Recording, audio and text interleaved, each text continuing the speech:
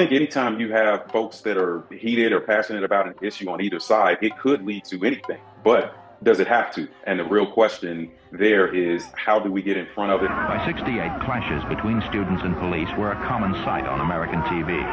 But few of us were prepared for the violence at the Democratic Convention in Chicago that summer. The gist of it is what you're going to start to see happening in Chicago in 2024. And that is a very heated and very contested Democratic National Convention that's happening in a very, very world-renowned, but also very segregated city like Chicago, who is having its own challenges. So no different than 1968.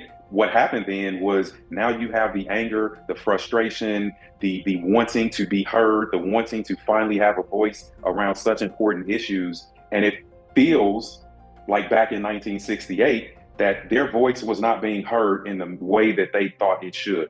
You know, we're on the heels of civil rights. We're on the heels of trying to come out of Jim Crow. We're on the heels of some of our greatest leaders being killed. We're on the heels of very, very change and polarization in our American politics. But we don't see too much different from that today. Fast forward to 2024, we have more voices that want to be heard. So if you think about what happened in 1968, I think the main takeaway here is, how do we prevent that from happening again?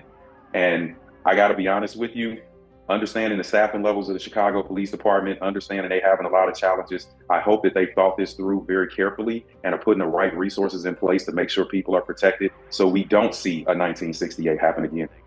It starts from the top down, but the top down has to also first just have acknowledgement. Acknowledge that the folks who are there should be there and they have the right to be there. So if we cannot take a moment and allow people to be heard, then we're doing ourselves a disservice and making the job, or whatever the reason is that law enforcement is out there for, to protect these citizens, keep the peace, protect people's rights. It's not going to work if we don't go out there first understanding that people are going to be angry and they have the right to be that.